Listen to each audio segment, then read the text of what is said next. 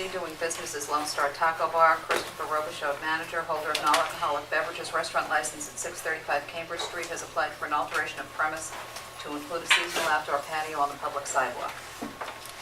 Good evening, Madam Chair. Leslie Delaney Hawkins, LESLEY-DELANEY-HAWKINS.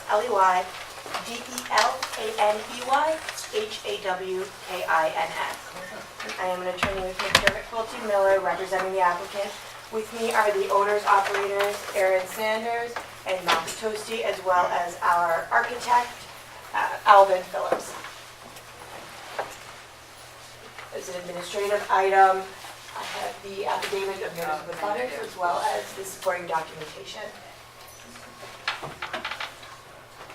Madam Chair, we are before you in the commission this evening to request your approval of an alteration of the licensed premises. If it pleases the commission, I would like to give a brief overview before we display some renderings, and I ask our architect to walk through the specifics of the dimensions. Okay. So as you are aware, the establishment has been open for approximately 5 weeks. Over the course of the 5 weeks, the applicants have gotten repeated requests for the status of the outdoor patio. As the commission is aware, there was prior to this operator, there was an outdoor patio at the establishment. As such, we would like to build on the footprint on the public sidewalk a permanent outdoor patio with seating for 29, would be the seated occupancy. Between the time we filed the application and this hearing this evening, we have met with the Department of Public Works, and we have subsequently made slight modifications at their request to the dimensions of the proposed patio. These do not in any way reflect the occupancy. However, they were specifically to address the ability of pedestrians to travel through the proposed patio, as well as the ability to see those individuals seated within the patio. We are seeking a closing hour of 1 a.m., which is also in line with the existing premises.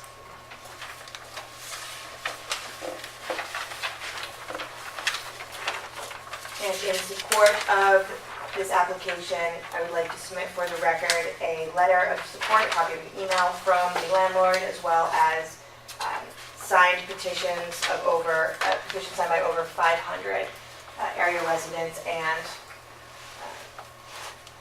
customers. It is worth noting that the 500 signatures were collected in a period of just 10 days.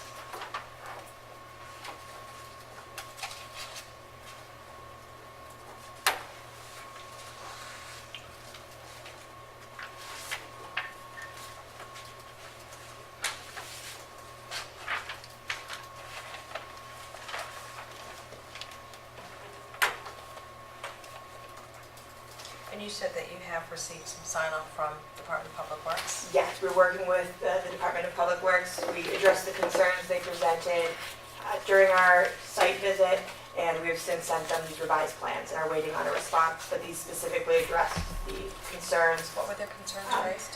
One, and I will actually let our architects speak to the dimensional concerns they raised, but the second was to adjust the buffering panels so that it would be individuals sitting within the patio would not be shielded from the public view, which we have done. And Ellen, if you could address the question regarding the dimensions. And if you could please state your name for the record, spelling your first name. My name is Elvin Phillips, E-L-V-I-N, P-H-I-L-L-I-P-S. IPS? Yes.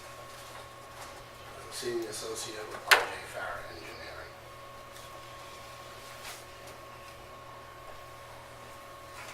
Okay. Patio is separated from the building by a buffer. We had it at 5 foot. DPW wanted it 5'6". That was their major change. So we pulled it back to 5'6". There's a path between them, because right here is the curb cut, the handicap curb cut. That's free and open. And we maintain its width, which is a 4'3" between the planters, and it's about 5'11" from seat bench to seat bench. DPW was also concerned with the height of the seat backs. Wanted to make sure nobody could, we had them a little higher, and wanted them lower to make sure that nobody could hide behind it. We opened up the slats up. So it's a very simple plan. It's bench seating. so that we can get more people around here, and also handicap can come in on the ends. Right now we have 20 people that will fit in here at individual tables, and 9 people that will fit in the smaller space at one big family-style table. There's planters around the edge. The planters are modest, just enough to soften it and cover up the base so there's no greenery. And this rendering will give you a better feel for what it actually look like. The material is, Wood and metal for the supports. Probably. was this ever designed up against the building? No, this is laid out on the original footprint of, One second, Hold on one second. it drops.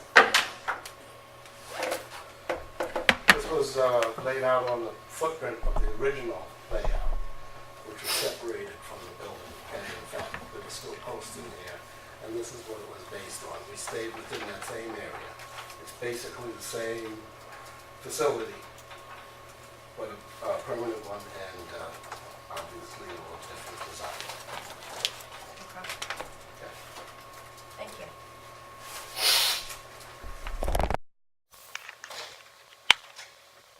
And because it's not contiguous to the building, will you have someone,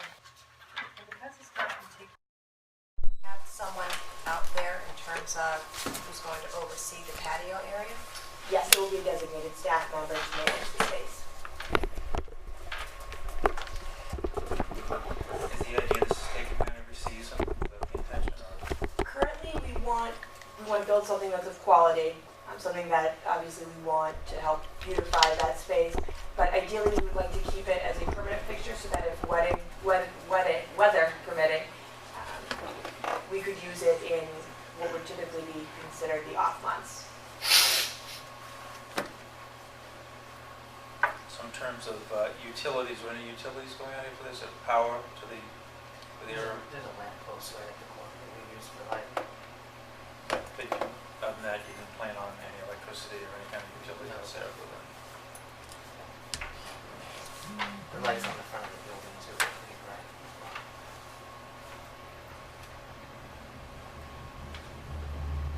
In terms of saying a dedicated staff person, that's going to be someone who stays outside with the patio, is that correct? There's a wait person and management that works as on the site during service.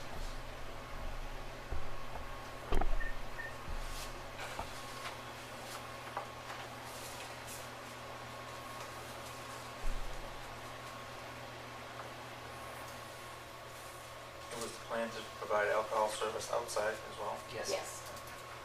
And again, what were the hours? The closing hour of 1 a.m.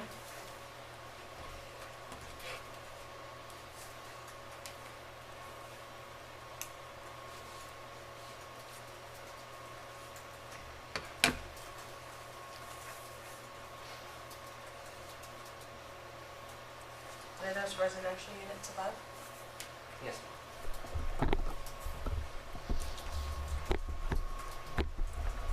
Although you probably want them, and I don't see a whole lot of people here, but They, do you expect or anticipate any pushback from the neighbors? not at all. Everyone's been very pleased with us at that location, and our neighbors have been very friendly.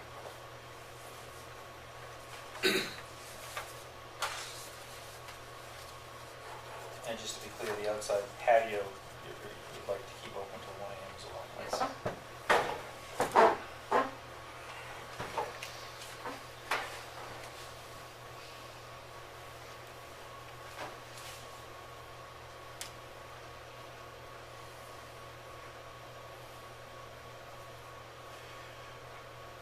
Any questions? No questions.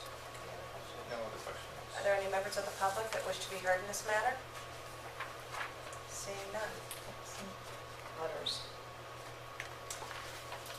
East Cambridge Business Association writes in support of the patio. Says Lone Star has quickly become a destination in East Cambridge. While outside street-side patios are popular in other areas of Cambridge, they are difficult along Cambridge Street in East Cambridge. Thanks to some creative design, there was a previous very popular seating area at the location. We hope to see it once again utilized and improve the streetscape along Cambridge Street. Councilor Toomey also writes to lend his support for the application. Outdoor seating is a very popular feature in Cambridge and one that is difficult to achieve along Cambridge Street because of space issues. This is a great location that can take advantage of the extra space created by a bump out along Cambridge Street. The patio previously located at this location was very popular and a positive addition to the neighborhood.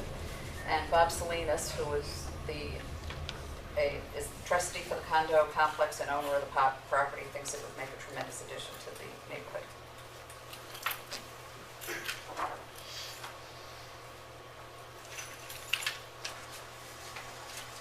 Make a motion that we approve the alteration of premise to include a seasonal outdoor patio for Elm Street LLC doing business as Lone Star Taco Bar.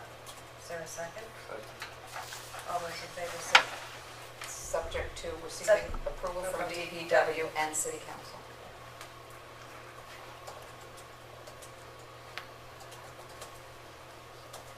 Is there a second on that motion with approval, with contingent upon approval from Second. DPW and City Council? All those in favor signify by saying aye. Aye. Thank you.